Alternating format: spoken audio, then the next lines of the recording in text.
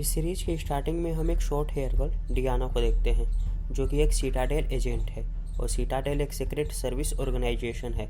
यहाँ हम देखते हैं कि डियाना किसी को गोली मार देती है और उसके बाद वो अपने मुंह में रुमाल रखकर खुद के हाथों में गोली मारती है और फिर उस रुमाल को अपने हाथों में बांध लेती है और अपने गाड़ी में बैठकर वहाँ से निकल जाती है।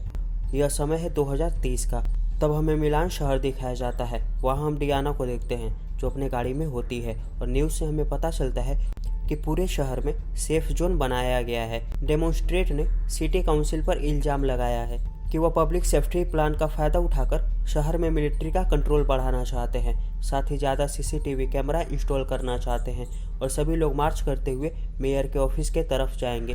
इसके बाद डियाना पहुंचती है मेंटिकोर हेडक्वार्टर।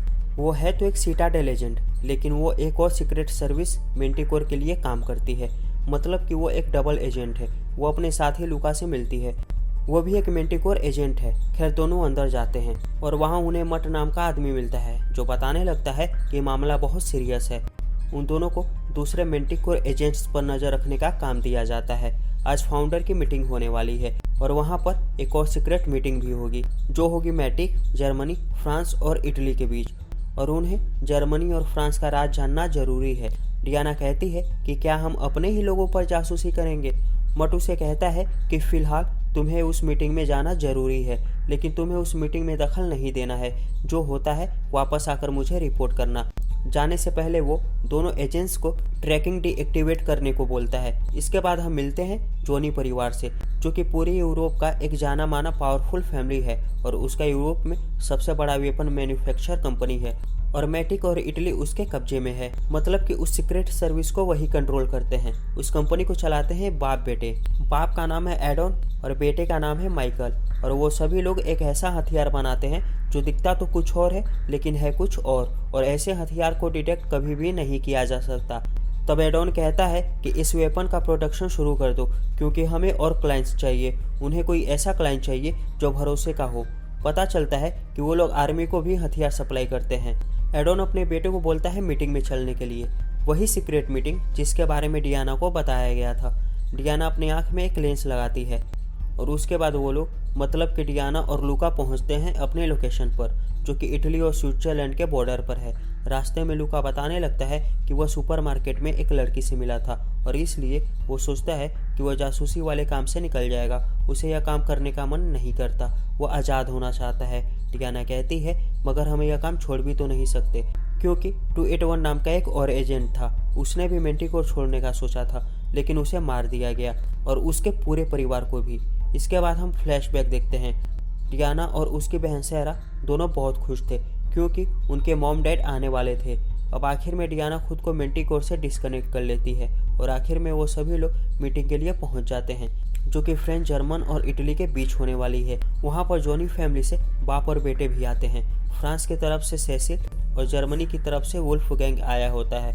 मीटिंग में सिर्फ यही 4 लोग हैं और वुल्फ गैंग एडोन से कहने लगता है कि मेंटिकोर इटली पर और भी पाबंदी लगाएगा, जैसे कि उन्हें किसी भी मुद्दे पर वोट देने का अधिकार नहीं होगा और वो मेंटिकोर के ग्लोबल स्ट्रेटजी में कोई भी हिस्सा नहीं ले पाएंगे, वह भी अगले 3 साल तक। इसका कारण यह था कि इटली के गलत डिसीजंस की वजह से सिचुएशन काफ़ी ख़राब हो गया है। आसपास के देश काफ़ी रिस्क में आ गए हैं।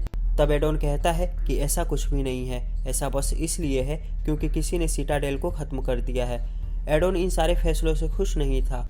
डियाना और लूका चारों तरफ नज़र रखते हैं और उन्हें समझ आ गया था कि मीटिंग स्टार्ट हो चुकी है। बाहर में उन्हें 2 एजेंट देखने को मिलते हैं, उनमें से एक जर्मन और एक फ्रेंच है, और वो सभी लोग एक वेपन के बारे में बात कर रहे थे जो काफ़ी खतरनाक है। डियाना बिना वक्त गंवाए एक बंदूक निकालती है और चुपके से गोली चला देती है, जिससे कि ना के बराबर आवाज़ निकलती है और फ्रेंच एजेंट मारा जाता है और जर्मन एजेंट भागने लगता है। डियाना उस एजेंट पर ताबड़तोड़ गोलियां चलाती है, मगर जर्मन एजेंट वहां से भाग निकलता है। लूका डियाना पर चिल्लाता है कि तुमने ऐसा क्यों किया, हमें कहा गया था सिर्फ नज़र रखना है। दोनों गाड़ी में बैठते हैं और उस जर्मन एजेंट का पीछा करते हैं। मीटिंग खत्म होने के बाद सेसिल एडोन के बेटे को समझाने की कोशिश करती है कि डिसीजन लेना जरूरी है। वो बताती है कि तुम्हें पता है ना कि तुम्हारे पापा किस तरीके से एजेंसी चला रहे हैं, क्या तुम्हें यह ठीक लगता है। सेसिल उसे समझाती है कि हमें एक दूसरे के साथ काम करना चाहिए और हम दोनों मिलकर मेंटिकोर और यूरोप का भविष्य बदल सकते हैं। तुम्हें तो अपनी लाइफ में कुछ बड़ा करना था, इससे बड़ा और क्या होगा। मगर जॉनी अभी कोई जवाब नहीं देता।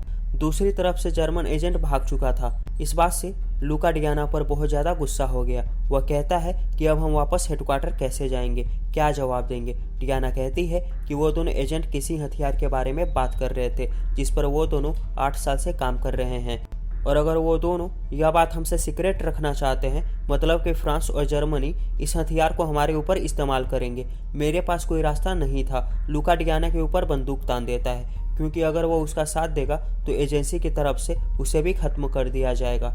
मगर डियाना उससे लड़ने लगती है और आखिर में वो अपने ही पार्टनर लूका के सिर पर गोली मारकर उसे खत्म कर देती है, और उसके बाद वो अपने हाथों पर गोली मारती है और अपनी गाड़ी से वहाँ से निकलती है। जॉनी मीटिंग के बारे में अपने डैड से बात कर रहा था और उनसे कहता है कि आपको पहले से ही पता था कि मीटिंग में क्या होने वाला है, इसलिए आप मुझे वहाँ ले जाना चाहते थे। एडोन को किसी का कॉल आता है जो उसे बताता है कि उनके मिशन में एक प्रॉब्लम हो गई है। उनके एक एजेंट ने एक फ्रेंच एजेंट को मार डाला है। सेसिल को इसके बारे में पता है, लेकिन इसके पीछे हम हैं यह उसे अभी तक नहीं पता है। एक एजेंट वापस आई है। एडोन उससे कहता है कि उस लड़की से पूछताछ करो। हेडक्वार्टर में मैटियो डियाना को इंट्रोगेट करता है।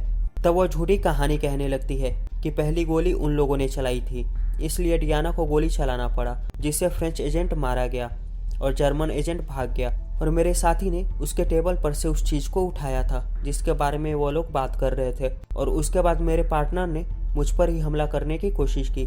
मैं किसी तरह बच गई और वहां से भाग निकली क्योंकि वहां पुलिस आ गई थी। मैटियो पूछता है कि आखिर लूका ऐसा क्यों करेगा। डियाना कहती है कि मुझे नहीं पता, शायद वो किसी लड़की से मिला था और वो उसके बाद एक नॉर्मल लाइफ जीने की प्लानिंग कर रहा था। अब यह सुनकर मैटियो डियाना को जाने देता है और डियाना ने जो अपने हाथ में गोली मारी थी उसे ठीक कर दिया जाता है, लेकिन उसके बाद उसकी हालत कुछ ठीक नहीं लग रही थी। फिर हमें फ्लैशबैक दिखाया जाता है जहां दोनों बहनें अपने मम्मी पापा का इंतजार कर रही थी, लेकिन उन्हें पता चलता है कि उनके पेरेंट्स जिस फ्लाइट से आने वाले थे वो एरोप्लेन क्रैश कर गया और उसमें करीब 87 लोग मारे गए।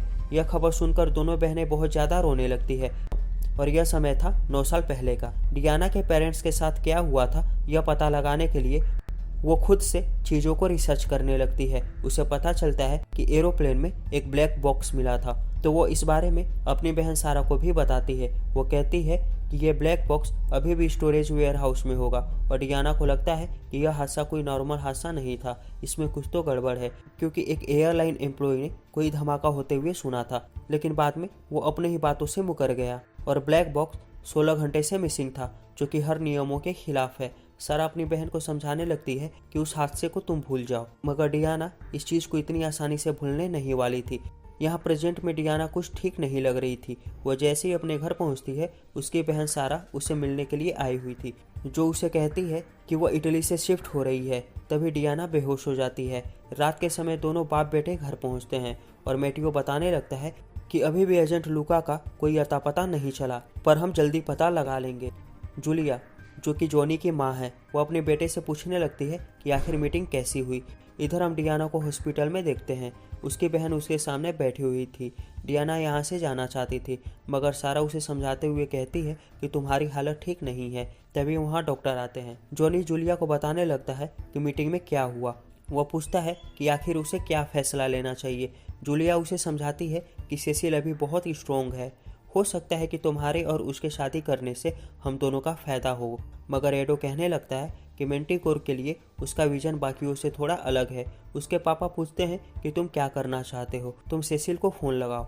एडोन पूछता है तो फिर आप उसे क्या बोलेंगे कि उसके एजेंट्स को हमारे एजेंट्स ने मारा है। अब यह तो साफ है कि एडोन मीटिंग में जो कुछ भी हुआ था इन सबसे वह खुश नहीं था। डॉक्टर डियाना को बताते हैं कि उसे वर्टिगो नाम की बीमारी है, लेकिन डियाना को इस बीमारी के बारे में पहले से ही पता था।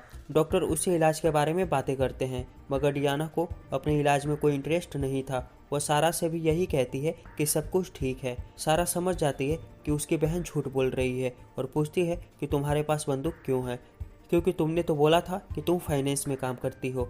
यहाँ पता चलता है कि सारा आइसलैंड शिफ्ट हो रही है, क्योंकि वहाँ क्राइम रेट बहुत कम है और यहाँ पर खतरा बहुत ज़्यादा है।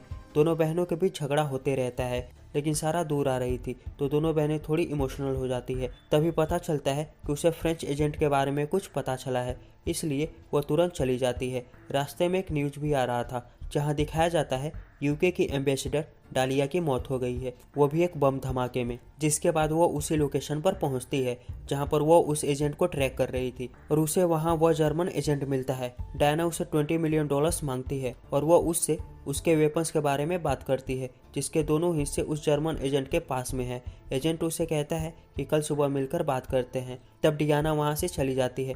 9 साल पहले डियाना को सारा के नंबर से फ़ोन आता है, लेकिन उस पर कोई और ही आदमी उसे फ़ोन कर रहा था जो कि डियाना से बात करना चाहता है और बोलता है कि मैं तुमसे बात करना चाहता हूँ और मैं तुम्हारे आसपास ही हूँ।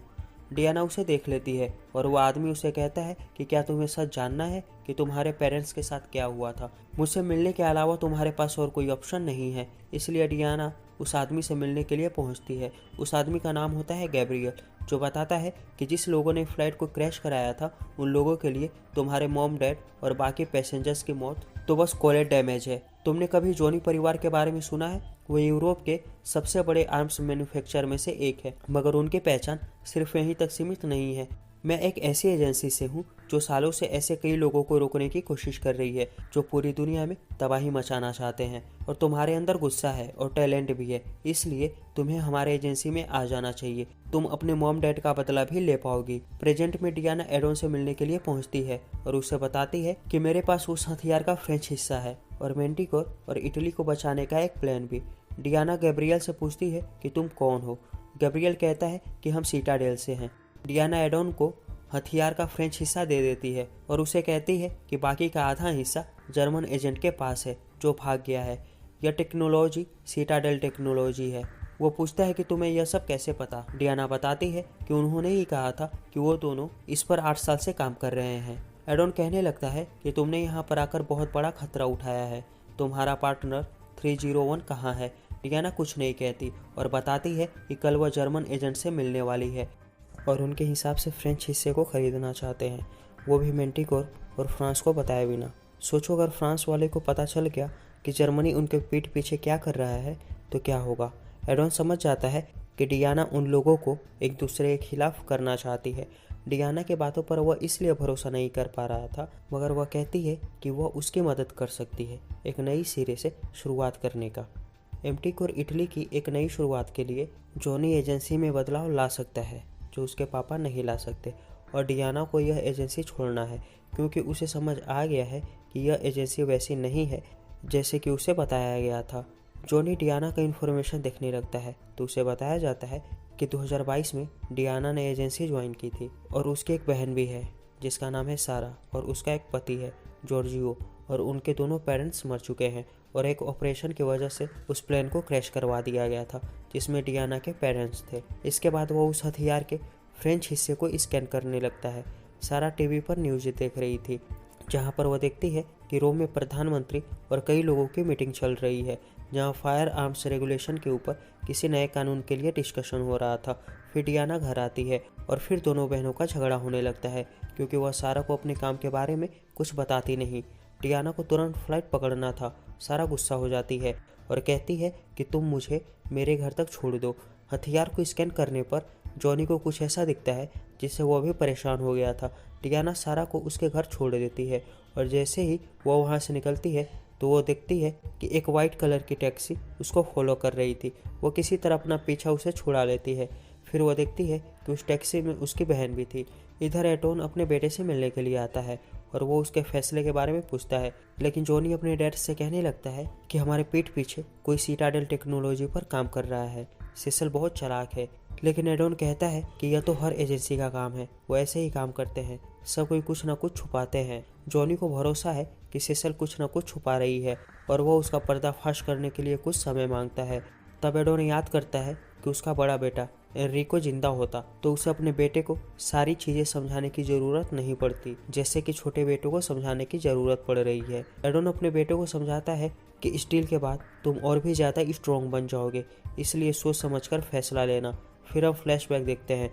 डियाना सारा से कह रही होती है कि मुझे इन सबसे आगे बढ़ना है और वो अपनी बहन से कहती है कि उसे मिलान में एक जॉब मिल गई है, लेकिन वो जॉब क्या है इस बारे में वो सारा को नहीं बताती।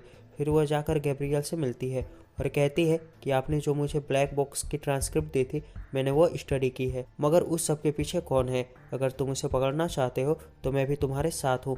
उस प्लेन क्रैश ने मेरी पूरी ज़िंदगी छीन ली। गैब्रियल कहते हैं सिर्फ तुम्हारी ज़िंदगी बर्बाद नहीं हुई है, हमारे बहुत सारे एजेंट्स भी उस फ्लाइट में थे, इसलिए उस फ्लाइट पर हमला किया गया था। डियाना को सिटाडेल के बारे में सब कुछ जानना था, साथ ही जॉनी फैमिली के बारे में भी। गैब्रियल दरवाज़ों को खोलने के लिए लॉक पर एक डिवाइस रखता है, जो हम प्रेजेंट वाले सीन में डियाना के पास भी देखते हैं। दोनों अंदर जाते हैं और वह सभी लोग एक अंडरग्राउंड जैसे जगह पर आते हैं। उस जगह पर जासूसों को ट्रेन किया जाता है। डियाना पूछती है तो फिर बाकी लोग कहाँ हैं, जिस पर गैब्रियल कहता है कि उनके बारे में तुम नहीं जान सकती और तुम्हारे बारे में वह भी कुछ नहीं जान सकते। गैब्रियल उससे कहता है कि जॉनी परिवार कुछ तो बना रहे हैं और वह डियाना को पता करना है कि वह क्या है, इसलिए डियाना को उनकी एजेंसी ज्वाइन करनी होगी, मतलब मेंटिकोर, और उनका भरोसा जीतना होगा। प्रेजेंट में डियाना को उसकी बहन कॉल करती है। वो बताती है कि वह घर पहुंच गई है। तभी सारा कुछ आवाज़ सुनती है, लेकिन वह कहती है कि वह बस अलार्म था। इसके बाद डियाना जॉनी से मिलने के लिए आती है और वो बताती है कि हथियार के बारे में उसे फ़िलहाल ज़्यादा कुछ पता नहीं है, बस इतना पता चला है कि फ्रेंच हिस्सा एक इंटरसेप्शन सिस्टम है जिसे माइक्रोस्कोपिक साइज का बनाया जा सकता है। इसका मतलब यह हुआ कि फ्रेंच कभी भी किसी का साथ नहीं चाहते थे, कभी किसी की मदद नहीं करना चाहते थे, वो तो सब पर कब्जा करना चाहते हैं। डियाना कहती है कि इसके बारे में जर्मन को पता चलना चाहिए। जॉनी उस हथियार का हिस्सा दे देता है और वह डियाना के बात से सहमत था कि मेंटिकोर को बदलना होगा, भले इसके लिए दो देशों में युद्ध ही क्यों ना हो जाए। डियाना उस जर्मन एजेंट से मिलने के लिए जा रही थी। तभी हम फ्लैशबैक में देखते हैं कि डियाना खुद को ट्रेन कर रही थी, लेकिन उससे यह ट्रेनिंग सहा नहीं जाता। मगर गैब्रियल उसकी बातों पर ध्यान नहीं देता और बस काम की बातें करते रहता है और कहता है कि उसका मानना है कि वह फ्लाइट किसी मैकेनिकल कारण की वजह से फेल नहीं हुआ था, लेकिन तुम्हें इस बात पर यकीन नहीं है। टॉर्चर करने को लेकर डियाना गैब्रियल पर बहुत ज़्यादा चिल्लाती है, मगर वह कहता है कि तुम किस पर गुस्सा कर रही हो? तुम्हारे परिवार में तुम्हारी बहन के अलावा कौन बचा हुआ है? तुम उसे भी अकेला छोड़कर आ गई। डियाना गुस्सा हो जाती है और कहती है कि तुम्हें मेरे बारे में पता ही क्या है। गैब्रियल उसे यही तो दिखाना चाहता था कि वह कितनी जल्दी गुस्सा हो जाती है, वह अपना दिमाग खो बैठती है। वह डियाना को समझाता है कि तुम एक एजेंट बनने वाली हो और तुम्हें अपने गुस्से को कंट्रोल में रखना होगा, वरना तुम पकड़ी जाओगी। डियाना जर्मन एजेंट से मिलने के लिए पहुंचती है और वह बंदूक लेकर आगे बढ़ती है, मगर वह एजेंट उस पर गोली चलाने लगता है। दोनों में गन फाइट होती है और जॉनी को कॉल करके वह बताती है कि जर्मन हमारे जाल में फंस गया है। जिसके बाद वह सेसिल से बात करता है और वह उससे पूछती है कि तुम्हारा फैसला क्या है। जॉनी उसे बताने लगता है कि मेरे पास मेरा एक एम्प्लॉई आया था और वह एक नॉर्मल लाइफ जीना चाहता है। सेसल सोचती है कि नॉर्मल लाइफ कोई क्यों ही जीना चाहेगा, अब बताओ तुम्हारा फैसला क्या है। जॉनी सेसल की डील के लिए नहीं मानता और वो अपना रास्ता खुद बनाना चाहता है। सेसल इससे खुश नहीं थी। मैटियो लूका को ढूंढने की कोशिश कर रहा था, तभी कोई मेंटिकोर इटली का सिस्टम हैक कर लेता है। एडोन अपने बेटे को बताता है कि सेसिल ने हमारे सिस्टम को हैक कर लिया है, वो हमें मजबूर कर रही है, हमारे सारे एजेंट्स एक्सपोज हो गए हैं और वह कभी ना कभी हमारे एजेंट्स को मार डालेंगे। मैंने इस बारे में तुम्हें सावधान किया था, इसलिए मैं कह रहा था कि तुम सेसिल से शादी कर लो। तब एडोन सेसिल से माफ़ी मांगने के लिए जा रहा था, तब वो अपने बेटे से कहता है कि हो सकता है कि वो लोग मुझे देखते ही गोली मार दे। जॉनी अपने डैड से कहता है कि आप उन्हें बता देना कि आपको लूका मिल गया है और उसने जर्मन एजेंट से वो वेपन खरीदा था। कह देना कि हमारे पास सबूत था, लेकिन सिस्टम हैक होने की वजह से वह सबूत डिस्ट्रॉय हो गया। जॉनी डायना को इस बारे में बता देता है कि फ्रेंच अब हमारे सारे एजेंट्स पर हमला कर रहे हैं और वह तुम्हारे पीछे भी आएंगे। तब डियाना घबरा जाती है क्योंकि उसके घर पर फिलहाल उसकी बहन है। वो तुरंत सारा को कॉल करती है, लेकिन सारा कॉल नहीं उठा रही थी। फ्लैशबैक में डियाना गैब्रियल के साथ ट्रेनिंग कर रही थी और गैब्रियल उसे अपने इमोशंस पर काबू करना सिखा रहा था। प्रेजेंट में एडोन सेसिल से माफ़ी मांगने के लिए जाता है और कहता है कि मैंने तुम्हारे लोगों पर जासूसी की है, लेकिन तुमने भी तो हमारे पीठ पीछे वो हथियार बनाए। सेसिल कहती है कि दहेज में वही तो तुम्हें देने वाली थी। अब तुम्हारे एजेंट्स तब तक मारे जाएंगे जब तक मुझे मेरा वो हथियार नहीं मिल जाता। हमें पता चलता है कि 8 एजेंट्स मारे गए हैं और डियाना और लूका मिसिंग है।